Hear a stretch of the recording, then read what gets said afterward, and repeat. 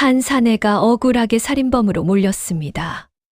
관아도 이미 범인이라 했고 사람들도 모두 그렇게 믿었습니다. 그런데 한 여인이 말했습니다. 그 사람은 그런 일을 할 사람이 아닙니다. 그리고 그 여인은 관아와 장터를 모두 뒤집어 놓았습니다. 오늘 들려드릴 이야기는 조선의 한 과부가 진실을 밝혀낸 이야기입니다. 귀한 걸음으로 찾아주셔서 고맙습니다. 구독과 좋아요는 좋은 이야기를 짓는데 큰 힘이 됩니다. 그럼 달무리 야담 시작하겠습니다. 영조 임금적 황해도제령 들판 끝에는 큰 창고집 하나가 서 있었습니다. 멀리서 보면 기와 얹은 사랑채보다도 그 뒤로 길게 붙은 곡식 창고와 염장 창고가 먼저 눈에 들어오는 집이었지요. 가을이면 볏짚 냄새가 마당에 가득했고 장마철이 오기 전에는 하인들이 소금 자루를 나르느라 날이 저무는 줄도 몰랐습니다. 고을 사람들은 그 집을 두고 늘 말했습니다. 재령에서 쌀과 소금이 제일 많이 드나드는 집이라고요. 그런데 그런 집의 안채에 상복빛이 아직 채 가시지 않은 젊은 여인이 홀로 앉아 있었습니다. 그 여인이 바로 설연이었습니다. 설연은 28이었습니다. 눈이 크고 화려한 미인은 아니었으나 눈매가 길고 맑아 한번 바라보면 쉽게 시선을 거두기 어려운 얼굴이었습니다. 평소 말은 적었고 누가 먼저 묻지 않으면 제 마음을 밖으로 꺼내는 법도 드물었습니다. 하지만 그 고요한 얼굴 뒤에는 남보다 늦게 보고도 더 많이 기억하는 눈이 숨어 있었지요. 곡식 자루가 몇 개 비었는지, 장부에서 어느 줄이 비틀렸는지, 하인 하나의 걸음이 왜 달라졌는지까지 설연은 조용히 보고 있던 사람이었습니다. 본래 그녀는 이런 큰 살림을 이끌 운명처럼 보이는 여인은 아니었습니다. 혼인하여 이 집에 들어왔을 때만 해도 그저 병약한 남편을 모시고 시어른 눈치 살피며 살림을 배우는 어린 며느리에 가까웠지요. 남편 유진택은 글을 읽고 셈을 맞추는데 밝았지만 몸이 성치 못했습니다. 잔 기침이 잦았고 겨울이면 방 안에만 머무는 날이 많았지요. 그래서 그는 안채에 앉아 장부를 펼쳐놓고 설연에게 자주 말하곤 했습니다. 여기 보시오. 곡식은 들어오는 것보다 나가는 것을 잘 보아야 합니다. 예, 서방님. 사람도 그렇소. 입으로 충성한다는 사람보다 말없이 제 몫을 하는 사람을 먼저 보아야 하오. 그 말은 오래 남았습니다. 설연은 남편 곁에 앉아 붓끝 따라 숫자를 익혔고 창고지기들이 들고 나는 소리를 들으며 물목을 배웠습니다. 처음엔 시댁 식구들 몇이 못마땅해 했지요. 계집이 무슨 장부냐 하는 말도 있었습니다. 하지만 유진택은 한 번도 물러서지 않았습니다. 내 집안 살림은 아내가 알아야 한다고 했지요. 설연은 그 말이 고마우면서도 두려웠습니다. 그때는 미처 몰랐기 때문입니다. 그 배움이 언젠가 남편 없는 집에서 그녀를 홀로 세우게 될 줄은요. 유진택은 결국 32를 넘기지 못했습니다. 어느 초봄 들판에 아직 찬 기운이 남아있던 날이었습니다. 마당에 매화는 막 한두 송이 피었는데 사람은 그렇게 속절없이 갔지요. 장례가 치러지는 동안 집안은 울음과 향 냄새로 가득했습니다. 설연은 흰 소복 차림으로 곡기를 제대로 넘기지도 못한 채 며칠을 버텼습니다. 눈은 퀭하게 꺼졌고 손끝은 늘 차가웠습니다. 하지만 이상하게도 눈물만 흘릴 틈은 오래 주어지지 않았습니다. 장례가 끝나자마자 사랑채의 사람들이 모이기 시작했기 때문입니다. 사촌, 육촌 멀고 가까운 집안 어른들이 줄줄이 찾아와 겉으로는 위로의 말을 건넸습니다. 아씨, 얼마나 상심이 크시겠소. 이제부터가 더 걱정이오. 과부 혼자 큰 집 살림을 어찌 맡으시려. 말은 모두 점잖았습니다. 그러나 서련은 알았습니다. 저 말들의 끝이 결국 어디로 향하는지요. 창고 열쇠, 논반 문건, 장부, 인장. 그들이 궁금한 것은 그녀의 몸보다도 이 집의 재산이었습니다. 그 중에서도 가장 자주 드나드는 이가 있었습니다. 죽은 남편의 사촌형 최경도였지요. 경도는 번드르르한 비단 도포를 입고 향 냄새를 은근히 풍기며 사랑채에 앉았습니다.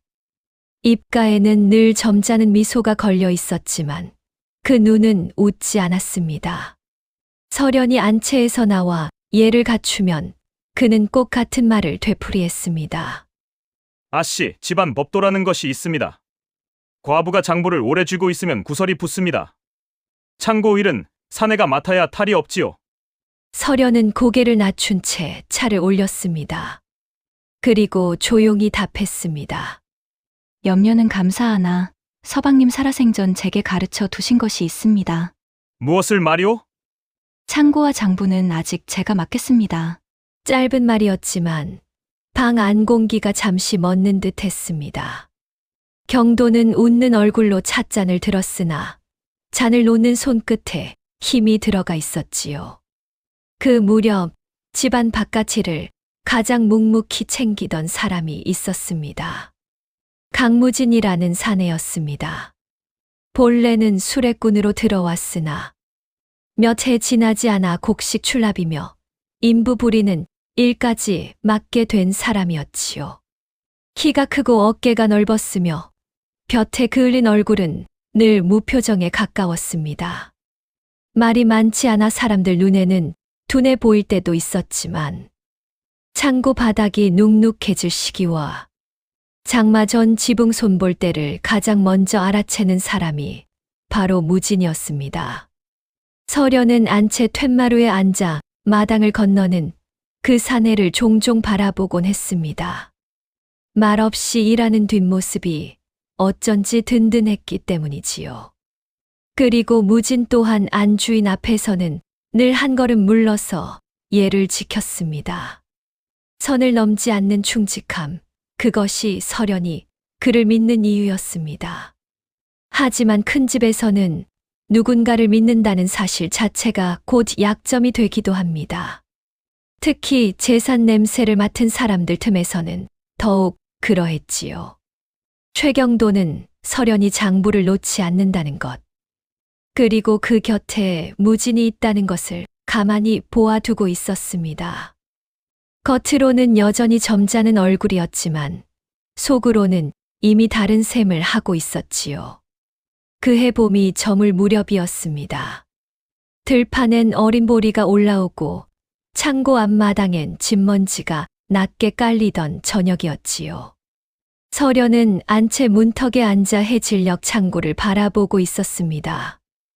바깥에서는 무진이 인부들과 함께 곡식 자루를 옮기고 있었고 사랑채 쪽에서는 경도의 하인이 무언가를 전하러 왔다가 조용히 발길을 돌렸습니다. 서련은 그 모습을 오래 바라보았습니다. 바람은 잔잔했으나 이상하게도 마음은 조용하지 않았습니다. 마치 아직 오지 않은 일이 벌써 마당 한 구석에 그림자를 들이운 듯 했지요. 그때 서련은 미처 알지 못했습니다. 자신을 무너뜨리려는 칼이 대문 밖 강도가 아니라 바로 집안 안쪽에서 천천히 벼려지고 있다는 것을요. 봄이 지나고 초여름, 기운이 들자 큰 집 안팎의 공기도 조금씩 달라졌습니다. 겉으로는 모든 것이 예전과 같아 보였지요. 창고에서는 곡식 자루가 들고 났고 안채에서는 제삿날을 앞두고 재물 이야기가 오갔습니다. 그러나 서련은 알고 있었습니다. 사람들 말끝이 전보다 더 조심스러워졌다는 것을요. 누군가는 자신 앞에서 입을 다물었고 누군가는 지나치게 공손해졌습니다. 그런 침묵 뒤에는 대개 좋지 않은 말이 숨어 있는 법이지요. 소문은 그렇게 번졌습니다. 안채에서 아래 것을 너무 믿는다더라. 창고 일보다 사람 눈을 더 조심해야 할 텐데. 노골적인 말은 아니었습니다. 그래서 더 지저분했지요. 딱 잘라 따지기도 어렵고, 모른 척 넘기기에도 찝찝한 말들이 장터와 사랑채 사이를 떠돌았습니다. 서련은 쉽게 흔들리지 않았습니다. 소문은 맞받아칠수록 커진다는 것을 알고 있었지요. 대신 더 꼼꼼히 장부를 챙기고 창고 열쇠도 몸에서 떼지 않았습니다. 안채 하인들에게도 불필요한 말을 삼가라 일렀고, 무진에게는 밤늦게 안채 쪽을 드나들지 말라고 조용히 당부했습니다. 구설의 빌미를 줄이려는 것이었지요. 무진은 짧게 대답했습니다. 그렇게 하겠습니다. 그 한마디뿐이었습니다. 변명도 억울하단 말도 없었지요. 서련은 그 침묵이 더 미안했습니다. 제 곁에 있다는 이유만으로 괜한 말까지 듣게 한 듯 했으니까요. 그러던 어느 날 최경도가 사랑채로 서련을 불렀습니다. 낮 햇빛이 기울 무렵이었습니다. 사랑채 마루에는 차가 준비되어 있었고, 경도는 평소처럼 단정한 옷차림으로 앉아 있었습니다. 입가엔 미소가 있었으나 눈빛은 차가웠지요. 아씨, 제가 한 말씀 드려도 되겠습니까? 말씀하십시오. 집안 체면이라는 것이 있습니다. 요즘 바깥 말이 좋지 않습니다. 서련은 찻잔을 내려놓았습니다. 무슨 말씀이신지 잘 모르겠습니다. 경도는 잠시 뜸을 들이다가 목소리를 낮췄습니다. 창고 일을 맡은 강무진 말입니다. 너무 가까이 두시는 것 아닙니까? 순간 방 안 공기가 식었습니다. 서련은 얼굴빛 하나 바꾸지 않았습니다. 그 사람은 창고 일을 맡은 사람입니다. 맡은 일을 할 뿐입니다. 경도가 피식 웃었습니다. 아씨는 그렇게 말씀하시겠지요. 하지만 세상 입은 다릅니다. 젊은 과부와 아랫사람 하나. 남들은 꼭 곱게만 보지 않습니다. 서련은 그제야 경도를 똑바로 바라보았습니다. 그래서 하시고 싶은 말씀이 무엇입니까? 그 사람을 내치십시오. 그러면 소문도 잠잠해질 것입니다. 짧은 침묵이 흘렀습니다. 서련은 천천히 대답했습니다. 소문이 두려워 쓸 사람을 내치는 것은 집안을 바로 세우는 일이 아닙니다. 경도의 미소가 옅어졌습니다. 아씨는 아직 세상을 덜 아시는군요. 그 말씀은 저도 돌려드릴 수 있겠습니다. 그날 대화는 거기서 끝났습니다. 겉으로는 예를 지켰지만 실은 칼끝을 맞댄 것이나 다름없었지요. 서련은 안채로 돌아오며 알았습니다. 경도가 이제는 넌지시 떠보는 단계를 지나 직접 손을 뻗기 시작했다는 것을요. 며칠 뒤 일이 터졌습니다. 비가 내리던 밤이었습니다. 장터 뒤 주막에서 포목상 하나가 피를 흘리며 쓰러졌습니다. 죽지는 않았으나 상처가 깊었습니다. 그런데 날이 밝기도 전에 관아 아전들이 큰 집으로 들이닥쳤지요. 그들이 찾은 것은 도둑도 범인도 아닌 강무진이었습니다. 강무진, 내 이놈! 관하로 가자! 마당이 순식간에 소란스러워졌습니다. 하인들이 놀라 웅성거렸고, 옥부는 안채 문 앞에서 얼굴이 하얗게 질렸습니다. 무진은 두 팔을 붙들린 채도 크게 버둥대지 않았습니다. 다만 굳은 얼굴로 물었지요. 무슨 일이오? 아전 하나가 쏘아붙였습니다. 포목상 이씨를 찌른 자가 내 놈이라 한다! 현장에 내 허리끈 조각도 나왔다! 서련이 급히 밖으로 나왔습니다. 비 냄새가 젖은 마당에 서서 그녀는 흔들리지 않는 목소리로 말했습니다. 그게 무슨 말씀이십니까? 무진은 어젯밤 창고에 있었습니다. 그건 관하 가서 밝히시지요, 아씨! 증인이 있습니다. 인부들도 보았을 것입니다. 하지만 아전들은 듣는 둥 마는 둥이었습니다. 이미 결론을 정해놓은 사람들처럼 무진을 끌고 갔지요. 무진은 끌려가며 단 한 번 설현 쪽을 돌아보았습니다. 아씨, 소인은 하지 않았습니다. 그 말이 전부였습니다. 그 짧은 말이 설현의 마음에 오래 박혔습니다. 그 사내는 억울함을 길게 늘어놓지 않았습니다. 오히려 너무 담담해서 더 처참했지요. 설현은 바로 관아로 향했습니다. 그러나 관아의 문턱은 냉정했습니다. 수령을 바로 만날 수는 없었고 아전들은 하나같이 말을 흐렸습니다. 현장에 나온 헝겊 조각, 포목상과의 말다툼, 주막 사내의 증언. 겉으로만 보면 무진이 의심받을 만한 형국이었습니다. 게다가 경도는 벌써 관아에 다녀간 뒤였습니다. 그는 마치 집안 어른인 양 점잖게 혀를 차며 말했다지요. 집안 아래 것이 그런 짓을 했다면 나도 부끄럽다고요. 설현은 분노보다 먼저 서늘함을 느꼈습니다. 이 일은 우발적인 싸움이 아니라 누군가가 준비해 놓은 판이라는 생각이 들었기 때문입니다. 그날 밤 경도의 사람이 안채를 찾아왔습니다. 비에 젖은 도포 끝에서 물이 뚝뚝 떨어졌지요. 그 사내는 눈을 내리깔고 낮은 목소리로 말했습니다. 경도 나리께서 전하라 하셨습니다. 설현은 말없이 그를 보았습니다. 창고 문서와 논밭 문건을 잠시 나리께 맡기시면 강무진 일도 가볍게 끝낼 방도를 알아보시겠다고 하셨습니다. 옥분이 숨을 삼켰습니다. 안채가 쥐 죽은 듯 조용해졌지요. 설현은 한참 동안 대답하지 않았습니다. 등잔불이 한 번 흔들렸고 비가 처마를 때리는 소리만 길게 들렸습니다. 그리고 그녀는 천천히 입을 열었습니다.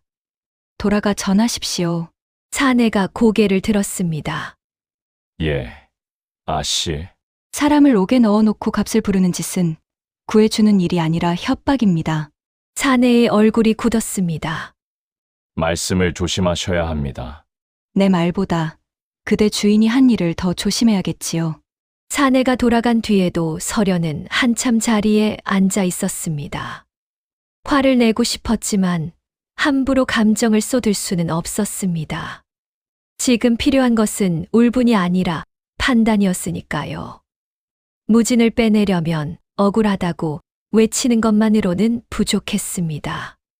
관아를 움직일 만큼 단단한 무언가가 필요했지요. 증거, 기록, 사람의 입. 그 셋 중 하나라도 먼저 잡아야 했습니다. 옥분이 조심스레 물었습니다.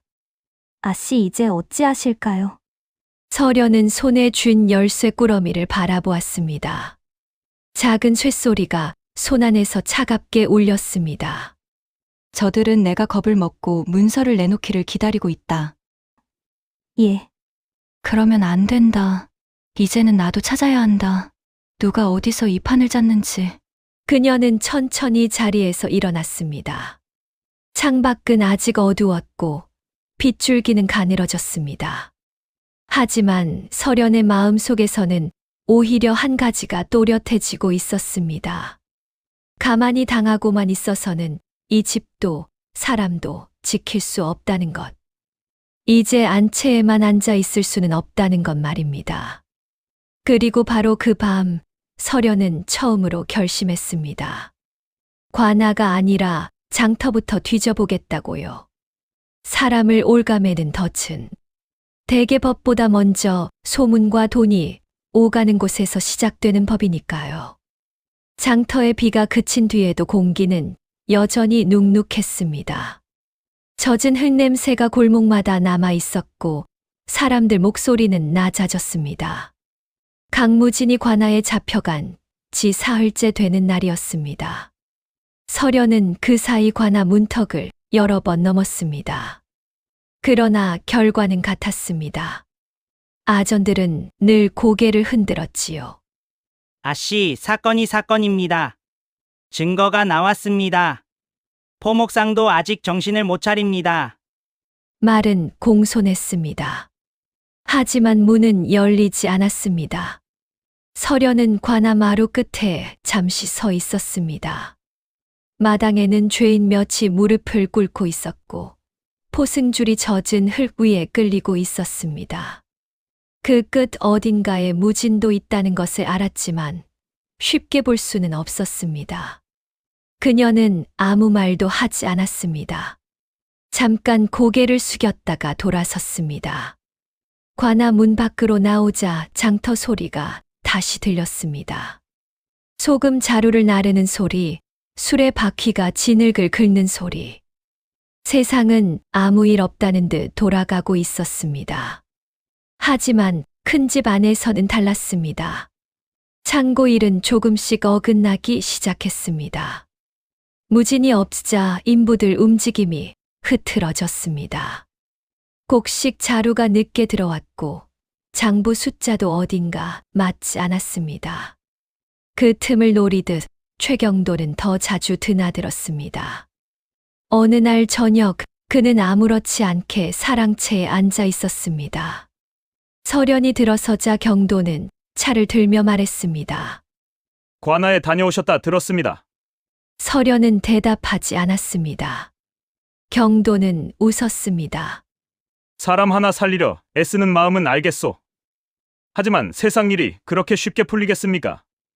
아씨가 고집을 부리실수록 일이 더 커질 뿐입니다. 서련이 조용히 물었습니다. 그 말씀이 무슨 뜻입니까?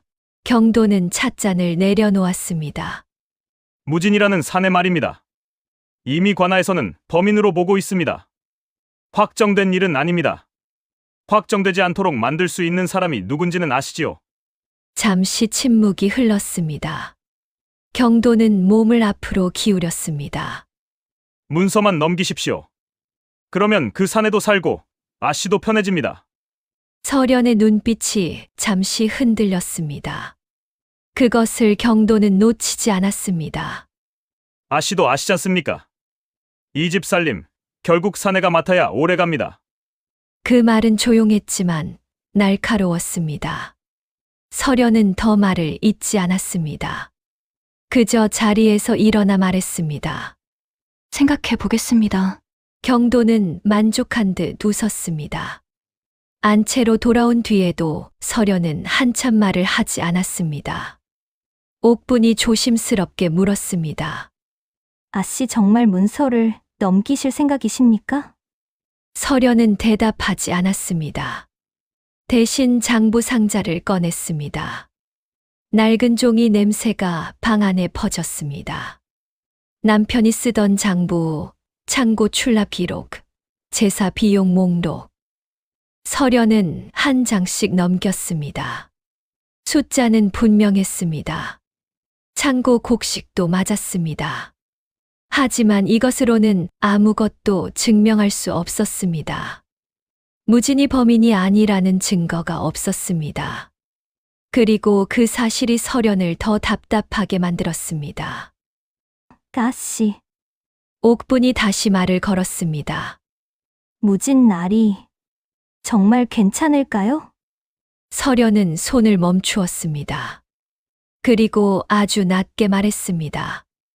모르겠다. 그 말은 처음이었습니다. 지금까지 서련은 항상 단정하게 판단했습니다. 하지만 이번 일은 달랐습니다. 관아는 이미 한쪽으로 기울어 있었습니다. 경도는 기다리고 있었습니다. 그리고 무진은 옥에 갇혀 있었습니다. 그날 밤, 서련은 잠을 이루지 못했습니다. 안채 마루에 나와 앉았습니다. 마당은 고요했고 창고 쪽 등불 하나만 희미하게 흔들리고 있었습니다. 바람이 지나가자 곡식 자루들이 낮게 스치는 소리가 났습니다. 그때였습니다. 서련의 머릿속에 어떤 기억 하나가 떠올랐습니다. 포목상, 그리고 그 사람이 다니던 곳, 장터 뒷골목. 서련은 천천히 고개를 들었습니다. 주막. 그 포목상은 늘 같은 주막에서 거래를 했습니다. 그리고 그 주막에는 늘 장사꾼들과 수레꾼들이 모였습니다. 사람이 많다는 것은 말도 많다는 뜻이었습니다. 서련은 마루에서 일어났습니다. 옥분이 놀라 물었습니다. 아씨, 어디 가십니까? 서련은 짧게 말했습니다. 장터다. 지금요? 그래. 옥분이 당황했습니다. 밤입니다. 서련은 잠시 멈췄습니다. 그리고 낮게 말했습니다. 사람을 오가면 덫은 낮에만 보이는 것이 아니다. 잠깐 침묵이 흘렀습니다. 서련의 눈빛이 조금 달라져 있었습니다.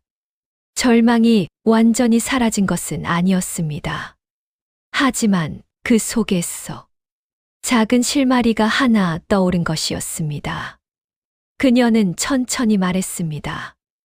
이 일은 관아에서 시작된 것이 아니다. 옥분이 물었습니다. 그럼 어디서요? 서련이 대답했습니다. 장터에서 시작됐다. 그리고 그녀는 마당을 가로질러 걸어갔습니다.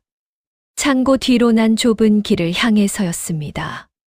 그 밤, 서련은 처음으로 집안 밖의 싸움 속으로 들어가려 하고 있었습니다. 그리고 그 싸움이 어떤 방향으로 흘러갈지 아직 아무도 알지 못했습니다.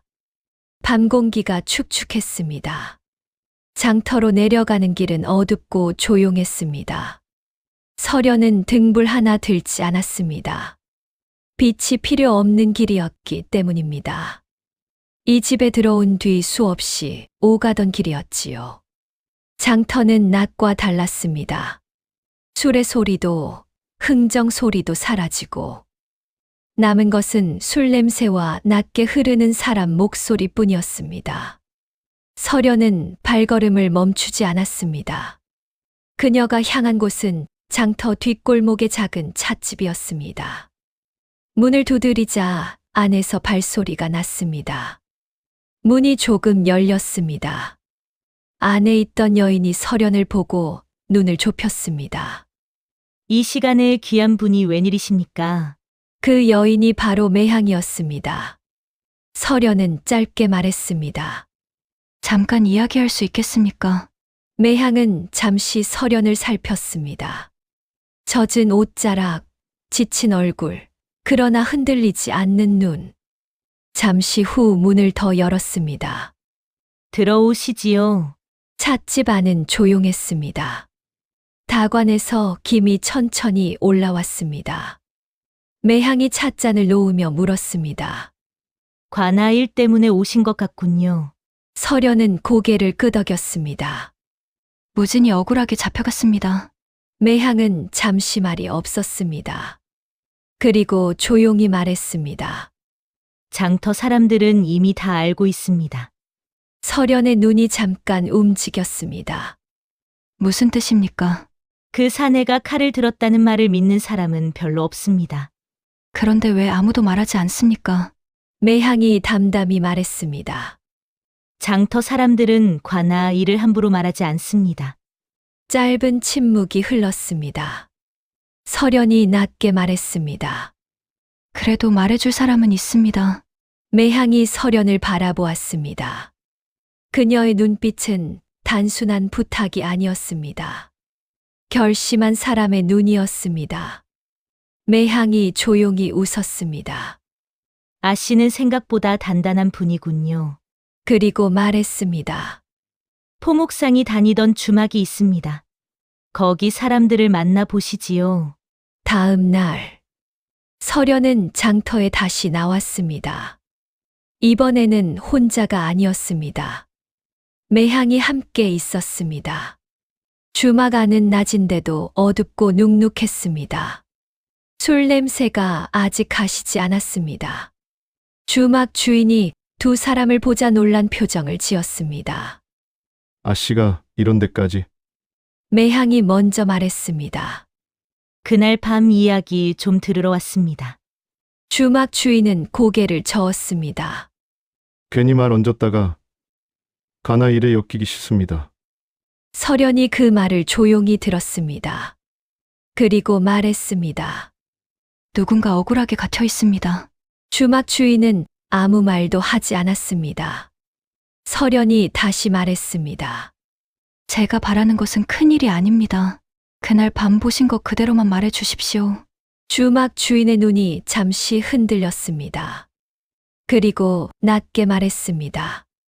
칼을 든 사람은 무진이 아니었습니다. 매향이 고개를 들었습니다. 주막 주인이 덧붙였습니다. 술 취한 사내 둘이 먼저 시비를 걸었습니다. 설연은 아무 말도 하지 않았습니다. 그저 조용히 고개를 숙였습니다. 며칠 동안 설연은 장터를 여러 번 오갔습니다. 수레꾼, 염장상인, 주막종. 조금씩 말을 들었습니다. 작은 이야기들이 이어졌습니다. 처음에는 조심스러웠습니다. 그러나 설연이 꾸준히 장터를 찾자 사람들의 태도도 달라졌습니다. 누군가는 말했습니다. 무진이 그럴 사람은 아닙니다. 누군가는 고개를 끄덕였습니다. 그날 밤 다른 사내를 봤습니다. 작은 말들이 모였습니다.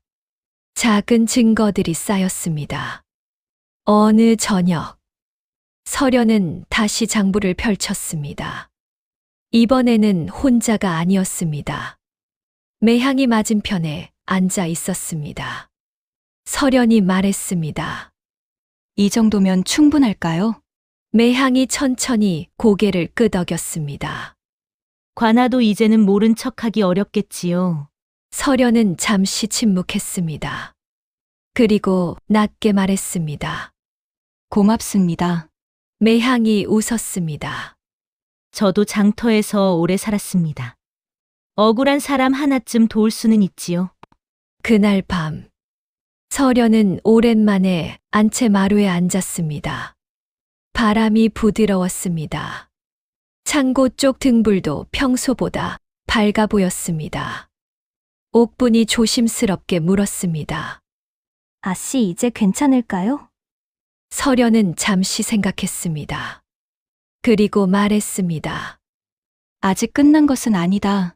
하지만 목소리는 전보다 차분했습니다. 그래도 이제 길은 보인다. 옥분이 작게 웃었습니다. 무진 나리도 곧 나오겠지요.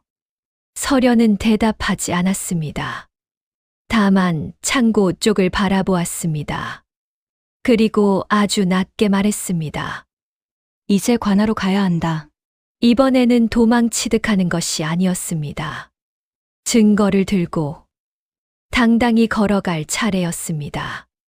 설연의 마음속에는 처음으로 분명한 생각이 자리 잡고 있었습니다. 이 싸움은 이길 수도 있겠다는 생각이었습니다. 며칠 뒤 하늘이 맑게 갠 아침이었습니다. 밤새 비가 그친 뒤라 공기가 차분했습니다. 장터에는 이른 술의 소리가 조금씩 들리기 시작했고 창고 마당에도 인부들이 모여들었습니다. 설연은 그날 다시 관하로 향했습니다.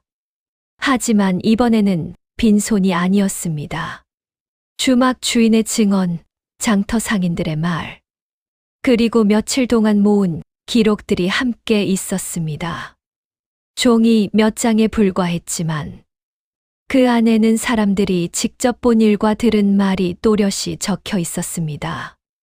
관아마루는 전과 같았습니다.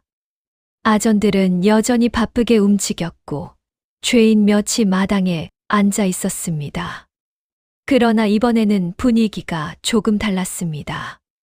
설연이 들고 온 기록들을 하나씩 읽어 내려가자 아전들의 얼굴이 점점 굳어졌기 때문입니다. 주막 주인의 증언이 먼저 나왔습니다. 그날 밤 칼을 든 사내가 따로 있었다는 말이었습니다. 그리고 수레꾼 하나가 덧붙였습니다. 무진은 그때 창고에 있었습니다. 소인이 직접 보았습니다. 아전들은 서로 눈치를 보았습니다. 사건의 흐름이 처음과 다르다는 것을 그들도 알았기 때문입니다. 결국 수령이 나왔습니다. 차분한 목소리였습니다.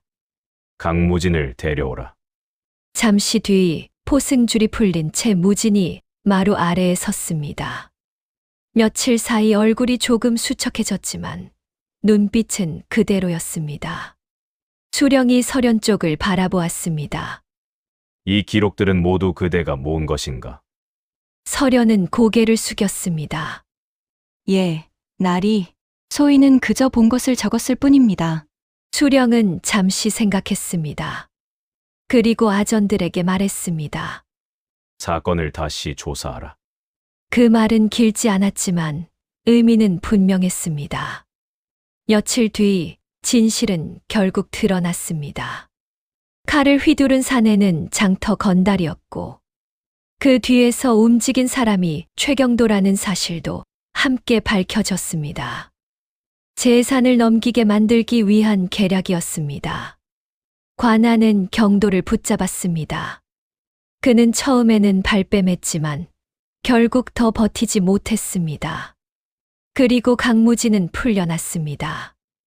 무진이 큰 집 마당으로 돌아온 날, 창고 앞에는 인부들이 조용히 서 있었습니다. 누군가는 고개를 끄덕였고, 누군가는 아무 말 없이 일을 다시 시작했습니다.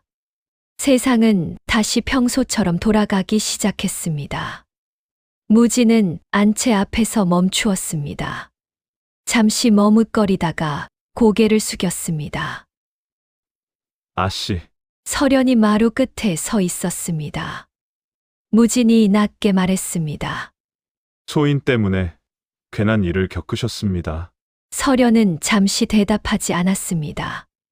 그저 마당을 한번 바라보았습니다.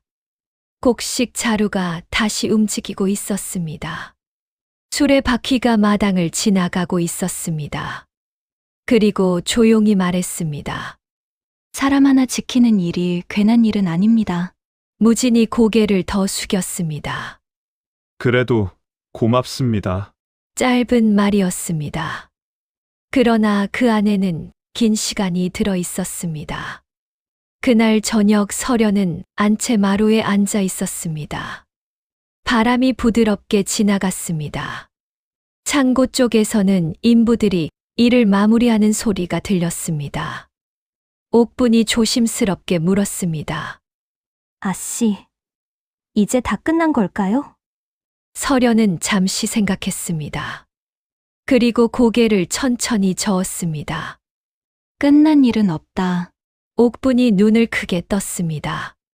서련이 덧붙였습니다. 다만 이제는 지킬 수 있다. 그 말은 작았지만 단단했습니다.